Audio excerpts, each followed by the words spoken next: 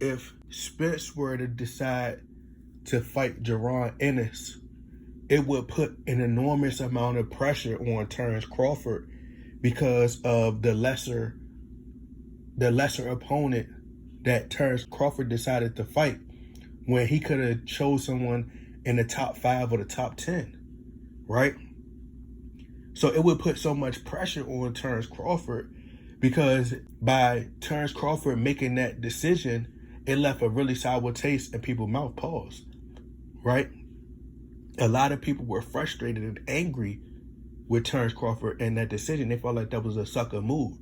That's how majority of the people feel. People like, all right, if you was going to take the money, that's fine. You know, we understand, get your money, 10 million, that's cool. But you could have chose somebody else who would have challenged you. You already done ticked off the diehard boxing fans. So now everybody looking at you with a side eye like, man, like that was some snake, backhanded stuff that you did. If Errol Spence, who didn't take no tune-up versus, when he came back in the Danny Garcia fight, he came off a crash. He had just came off Mikey Garcia, Sean Porter. Then he got into the crash, was out. His first fight back was against an elite opponent in Danny Garcia. No tune-up, right? Then he was supposed to fight Manny Pacquiao, but then he had the torn retina. I think it was a torn retina, if I'm not mistaken, but he had an eye injury. And no tune-up. Errol Spence he's real enough to be like, all right, I'll fight Jaron Ennis. I don't mind fighting him. And that's going to put so much pressure on Crawford, because it's like, all right, Errol Spence could step up and fight a Jaron Ennis, who he may not have a belt, but he's still a guy who could really fight. It'll be a great fight. But win, lose, or draw, which I think Errol Spence would definitely destroy Jaron Ennis. However, a lot of people, they're going to be like, man, I don't even care about the Errol Spence versus Terence Crawford fight no more. Whether it happens, it happens. And it's going to be a chess move for Spence, because now it's going to put the pressure on Terence Crawford to where it's like, you got to fight me now. Let's say they go to negotiations again. They go to the table again, and they're about to discuss a potential fight. If you go off and you go fight another lesser opponent, then that just go to show that you ducking me again. So that's why I say it's chess at this point. It'll be like putting the pressure on Terence Crawford. So Terence Crawford, he'd be like, man, like, you either got to fight. If you don't fight me, then who else is there out there? And you're not going, if you do fight somebody else out there that's a lesser opponent, then now they're going to think you just cherry picking and you just trying to get a bag. I'm just saying, hypothetically, if he were to face Jaron Ennis, because he could fight Keith Thurman and get the bag, as I said, but he don't want to fight Keith Thurman. And that's what people are not understanding, and he don't want to tune up. So that Scoliosis, whatever that dude's name is, you can X him out as well. But he prides himself on not fighting no tune-ups. So the more likely scenario to me is Jaron Ennis. I think that's what I think Errol Spence going to do, but it will be a chess move. It will be such a chess move. It will put so much pressure on Terence Crawford. Because then it'll be like, man, if you don't fight me next, then everybody really you already done left a bad taste in people's mouth. Pause. Now, if you don't fight me now, after I done came off a big fight versus Jaron Ennis, like, that's a challenge for me. He ain't no slouch. Great fighter. Skilled. Power in each hand. Young, hungry fighter. Errol Spence will get so much respect. Errol Spence fans, we've been giving him this respect. It's just that people were so caught up in the smoke and mirrors with Terence Crawford being over there at top rank and Bob Arum able to protect him and continue to sell all these illusions. Terence Crawford, the best fighter. Bob Arum was strategic in the matchmaking. So he could set it up to make Terence Crawford look 10 times better than what it was. And a lot of people bought into that magic trick.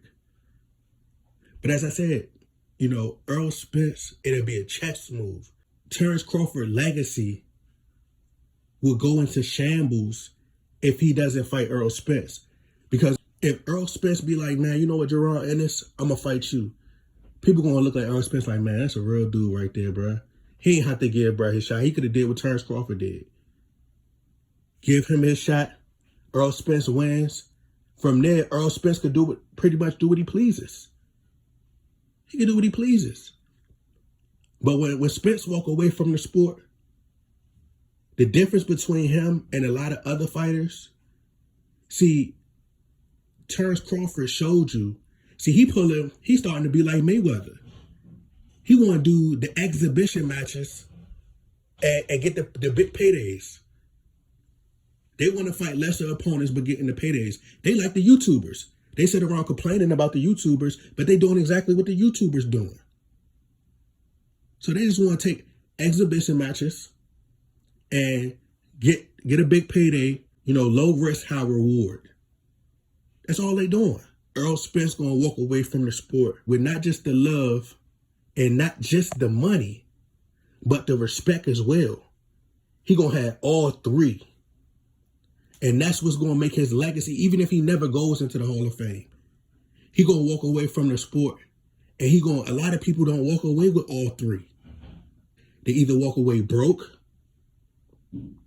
or they walk away, they don't get as much respect. He was solid since day one. Kept it real with the fans, gave them the fights that they want to see, gladiator style. Whoever. So he's going to walk away from the sport with all three. See, Manny Pacquiao, whoever you could think of, everybody walked away. They either had money issues, or they left a bad taste in fans' mouth, or they walked away, didn't get the respect that they wanted. It was one of them. It's very rare that a fighter be able to walk away with the money, the respect, and the love from the fans. And Errol Spence is going to walk away with the sport with all three of those. Terence Crawford is not. If Errol Spence were to fight Jaron Ennis, he would no longer need Terence Crawford no more. He wouldn't need him no more. Because at that point, Errol Spence could be like, man, he don't have to wait for Terence Crawford. He could put the pressure on Terence Crawford. Put him on the time clock. Be like, look, you got within this certain amount of time to fight me. I done already came off Jaron Ennis, one of the top fighters. Everybody, is satisfied. They like that fight. So, they're not anticipating, or they're not as, thrilled, or they're not as hyped for a Errol Spence versus Terence Crawford fight anymore, because I done already satisfied them. And these negotiations and the back and forth has been ongoing. Fans are impatient. We're in a microwave era. For Terence Crawford, he doesn't have that many options, because a lot of the other fighters are at PBC as well. The Jamil Charlos, Danny Garcia, whoever you could think of. He's not going to fight Virgil Ortiz. So where you going to go from there? Where do you go? So that puts Errol Spence in a position to be like, all right, what you going to do? The ball is in your court. Either you going to fight me. If you don't fight me, everybody going to call you a coward. They're going to call you they're going to call you a coward, and they're going to point the finger at you. And now everybody going to see that you obviously don't want to fight me. So what you going to do? It puts so much pressure on him. Because where do you go from there? You fight a lesser opponent, they're going to say, all right, you just ducking me at this point. Errol Spence could fight Jaron Ennis. It'll be a big fight. Then if he chooses to fight Thurman, whoever he chooses to fight after that, it's a win-win for him. Now there's been reports, and, Floyd Mayweather came out and said, everything that I've been saying is happening.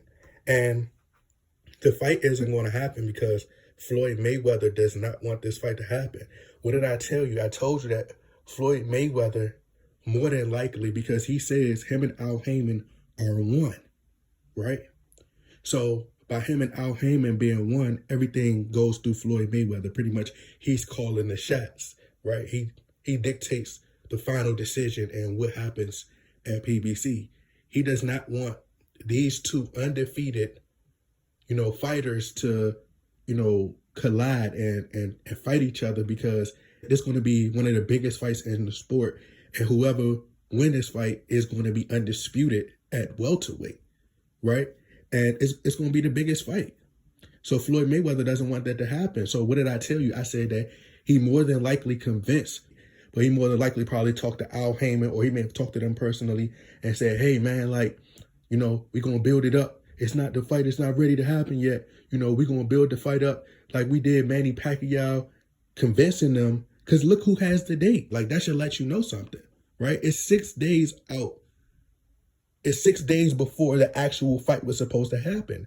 That just goes to show you that Floyd Mayweather was trying to, you know, push for that date. He's probably more than likely used reverse psychology and is telling them to build this fight up.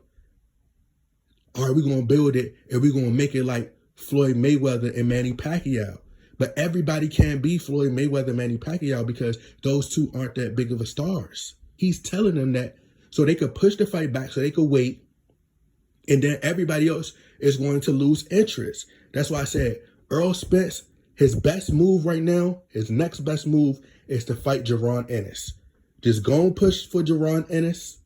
And when he fights Jaron Ennis, it's going to put pressure on Terence Crawford.